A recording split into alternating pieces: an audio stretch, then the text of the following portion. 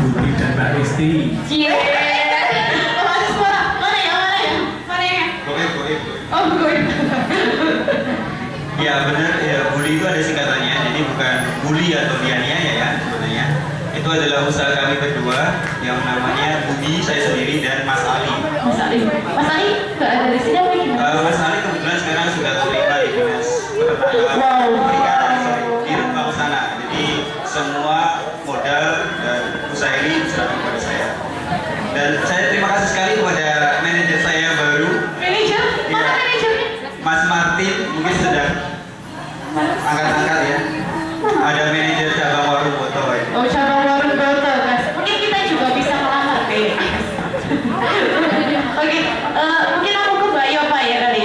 Mbak, aku pengen tahu kenapa sih kok kepikiran usahanya tuh kok jam itu? Kenapa enggak apa sepatu mungkin apa yang lain yang penting kenapa harus kepikiran itu loh Mbak? Kalau jamnya sendiri sih lebih fleksibel kali ya. Soalnya kan kalau jam itu saya sepatu aja. Iya. Sepatu kan ukuran kadang dari satu merek ke merek itu beda gitu kan ya. Mungkin akan susah di situ.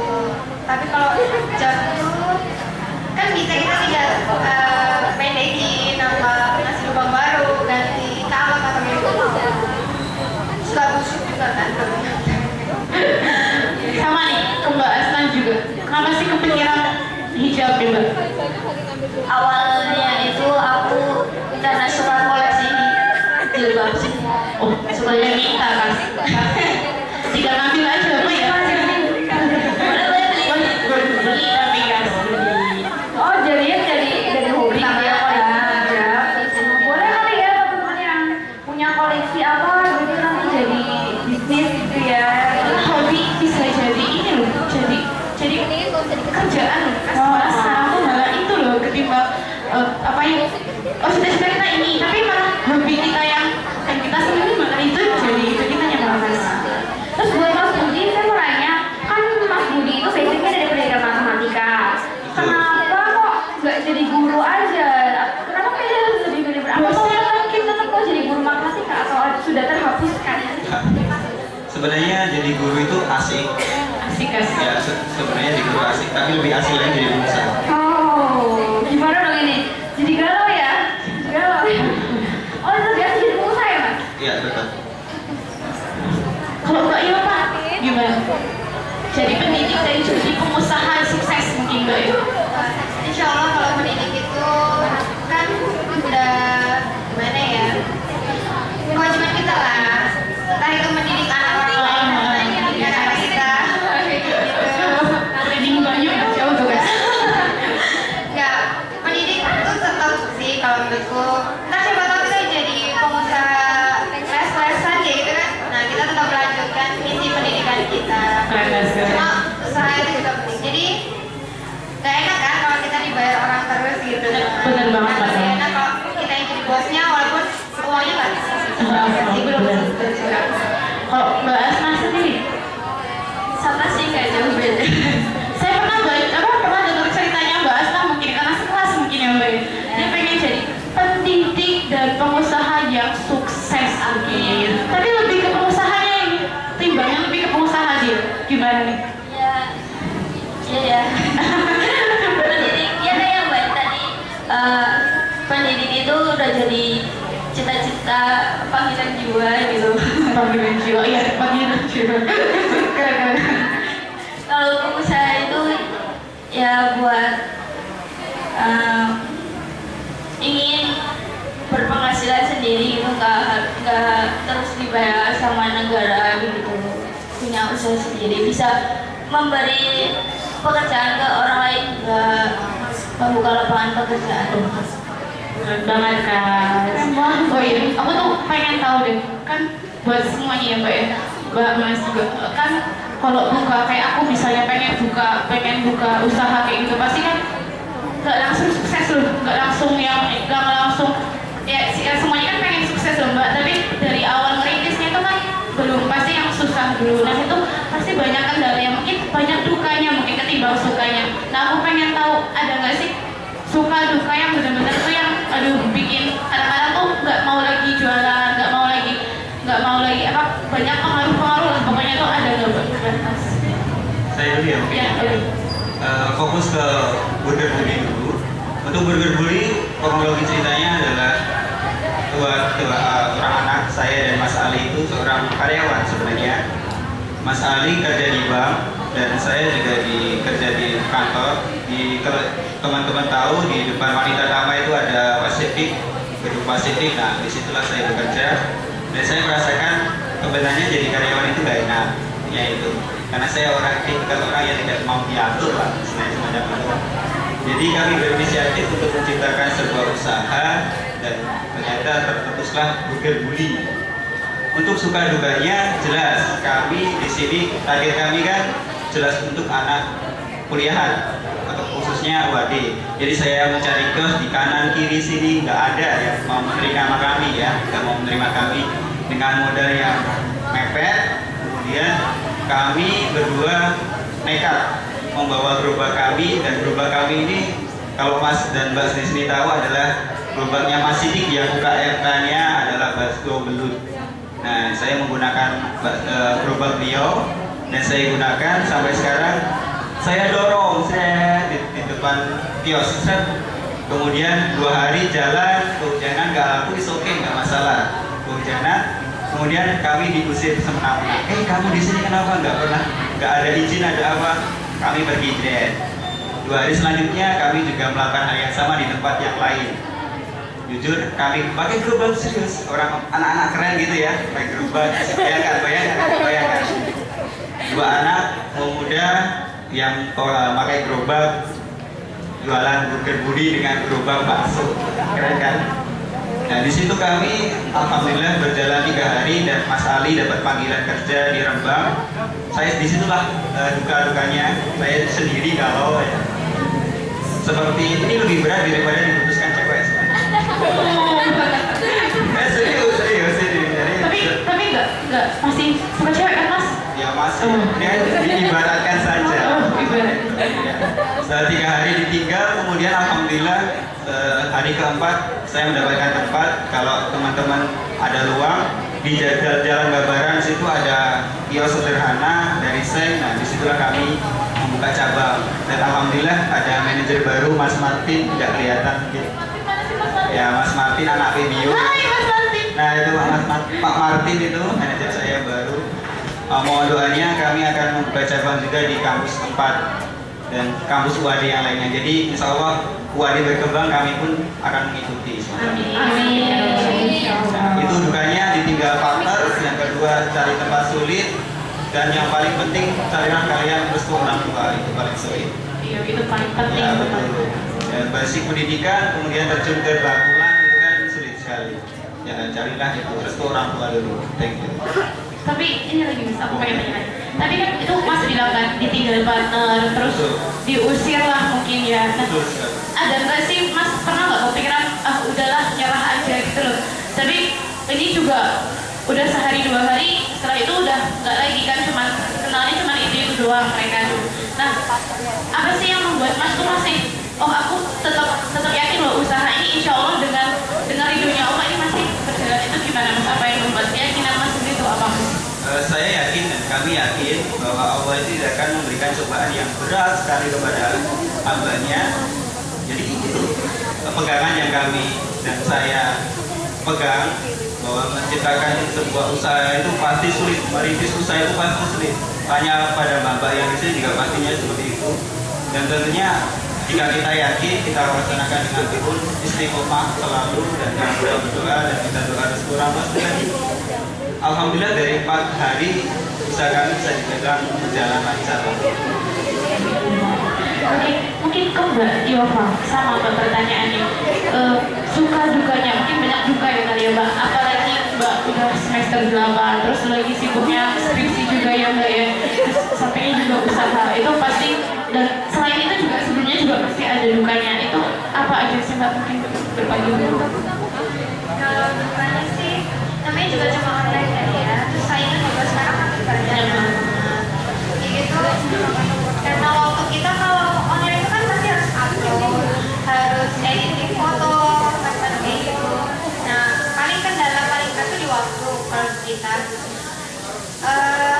juga entah ya, nggak tahu cuma saya sendiri yang mengalami atau teman-teman saya lain juga mengalami itu, ada kayak musimnya kayak gitu. Ada kalanya tuh dagangan kita bisa laris banget kayak gitu. Apalagi kalau clothing jam kayak gitu tuh banyak laku kalau mendekati lebaran. Kayak gitu, mendekati lebaran tuh bisa uang bersih masuk tuh bisa lumayan lah kayak gitu. Tapi kalau di biasa-biasa kayak gini emang seret sih ya. Karena juga ada itu kadang ini kebetulan kita kan kembali modalnya ini dipaksa sama orang tua. Oke, kalau kalian emang berani mau usaha, pinjamlah duit dari bank kayak gitu. Nominalnya sekalian aja, kalau mau niat usaha sekalian aja. Jadi ada tanggung jawab setiap bulan kan kita bayar ya. Nah kayak gitu. Nah kadang ada sebulan tuh buat bayarnya aja tuh kadang kurang. Sedihnya sih di situ. Bukannya kita dapat lebih, malah lebih. Itu sih. Terus sama Mbak kayak tadi, apa sih yang jadi motivasi Mbak tetap bertahan lo? Apalagi ya Allah ini kita minjem juga kayak Mbak ya kan, terus kalau kadang-kadang kayak musim-musiman juga saingan juga banyak Mbak. Jadi apa sih Mbak yang buat Mbak tuh aku insya Allah ini berhasil nih, tetap dengan keyakinan berhasil itu apa sih Mbak yang membuat Mbak termotivasi Mbak? Kalau sampai sekarang sih gini ya, kebetulan kita emang dipaksa harus mandiri lah. Sebenarnya biaya pendidikan juga nggak sedikit kan, apalagi kita kuliah di universitas swasta Luar negeri ya, Mbak. kita di luar negeri gitu. Untuk belajar mandiri aja sih sebenarnya sampai sekarang. Dukungan dari orang tua juga masih selalu ada. Kalau kita bikin putus asa kayak gitu, ayolah tetap harus istiqomah kayak gitu. Kalau emang niat usaha harus dijalani. Karena kan emang ada naik turunnya kan biasa kayak gitu. Allah juga maha tahu ya Mbak ya. Insya Allah. Sama Mbak Esa gimana? Hambatan Aku kan jilbab ini kan aku bikin sendiri. Oh, bikin sendiri Kas. Terus kalau untuk bajunya itu kayak beli kainnya kayak gitu kan, cari waktu sebelum pulang kuliah itu panas kadang kehujanan, sudah biasa sih apapun. Terus juga seringnya itu teman-teman selalu mendukung, orang tua juga selalu ada buat aku. Yang jadi motivasi nih, kan masih baru kan Mbak ya, baru banget dengan Mbaknya udah nggak membantu gimana motivasi tersendiri buat apa ya, buat tetap menjalani usahanya gimana? Motivasinya membahagiakan orang tua sih, pengen membahagiakan orang tua, pengen jadi anak yang mandiri, menjadi anak yang bisa membanggakan orang tua.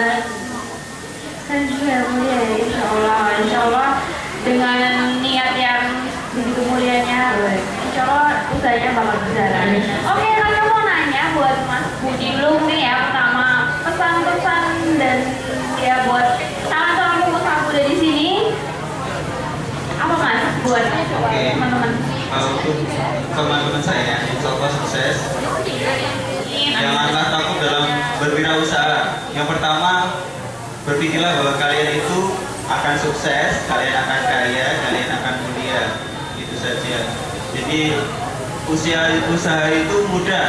Jangan pikirkan dulu, oh nanti nggak laku, nanti bangkrut, nanti keliling hutang. Jangan pikirkan itu. Yang penting jalan, istiqomah, pasti ada jalan. Intinya itu aja sih.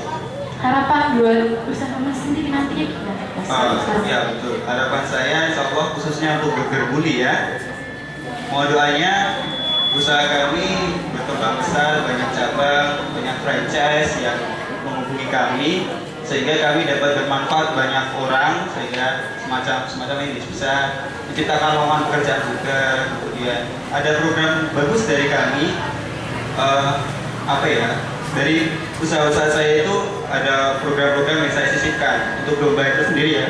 Domba itu ada domba yatim, jadi kalian yang punya modal mungkin bisa diinvest kepada kami. Ada domba yatim, jadi semua hasil dari domba tersebut akan disalurkan kepada yatim. Kemudian ada gaji untuk anak yatim. Jadi bagi kalian-kalian di sini yang sudah bekerja, sudah menjadi karyawan, sudah menjadi guru, kami siap untuk menampung dana dari gaji-gaji kalian untuk anak yatim juga. Mungkin untuk bukit-bukit sendiri, kami memprogramkan untuk setiap 1 bulan itu ada one day konser untuk anak yatim juga. Jadi dalam 1 hari, misalkan hari ini untuk konsernya misalkan dapat 500 untuk anak yatim semacam itu.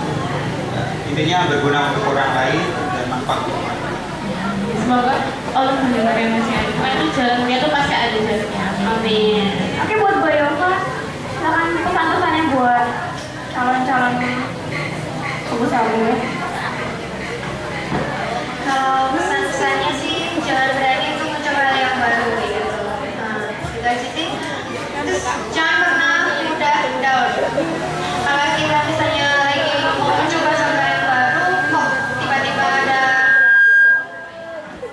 halangan yang menjatuhkan kita, membuat kita down tuh, jangan coba down.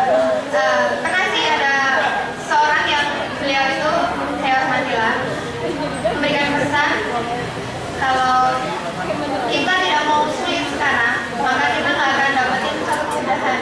Karena kemudahan itu ya ada dari kesulitan yang kita jalani sekarang itu. Jadi Harapan buat sahabat semua nanti. kalau harapan sih semuanya pasti berharap yang baik ya. Minta doanya juga supaya usaha kami ini bisa lancar, sukses, gitu. Semoga bisa dikembangkan juga, ya Allah, sampai modal-modal yang lain. Kalau misalnya perlu orang baru nggak bisa. Oh boleh banget. Untuk Mbak Asnanya silakan. Pesannya gimana? Buat teman-teman yang ingin menjadi pengusaha atau memulai usaha, jangan terlalu banyak memikir, jangan terlalu banyak mikir rugi lah, nggak laku lah, apa gimana. Lakukan aja apa yang ingin kalian lakukan. Untuk urusan yang itu belakangan nggak usah dipikirin dulu. Yang penting kita usaha, terus tetap berdoa, istiqomah, selalu berdoa kepada Allah. Harapannya ya tentu yang baik-baik. Insya Allah lancar ya, yang lancar. Semoga sukses, bisa berkembang di mana-mana. Amin. Oke, terima kasih. Tuhannya boleh buat ketiga narasumber kita ya. Inspirasi sekali loh Mas, ya Allah luar biasa. Jadi